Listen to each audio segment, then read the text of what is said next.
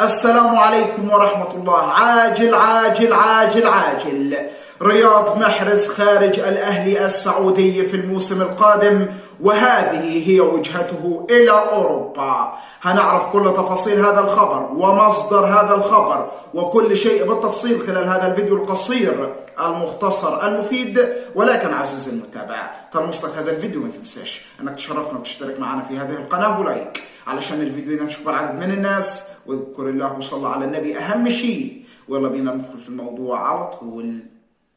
رسميا كشف موقع العربي الجديد أن رياض محرز قد أبلغ إدارة نادي الأهلي السعودي النادي الملكي أنه ينوي بالفعل الرحيل عن النادي خلال فترة الانتقالات الصيفية من العام المقبل، وأن وجهته ستكون إلى أوروبا. وكشف ذات التقارير الصحفية أن هنالك أكثر من عرض من أوروبا وخاصة في البريمير ليج. وذكر موقع العربي الجديد أن أكبر احتمال حين مغادرة رياض محرز هو العودة إلى ناديه السابق مانشستر سيتي مجددا بمبلغ قد لا يتخطى 20 مليون يورو، وهو نفس المبلغ تقريبا الذي ذهب به إلى نادي الأهلي السعودي. وذكرت ذات التقارير الصحفية أن اللاعب سيعود إلى السيتي كما فعل غوندوغان الكاي الذي ذهب إلى برشلونة وبعدها بعام رجع مرة أخرى إلى مانشستر سيتي. وبالفعل ينوي بيب جوارديولا عودة اللاعب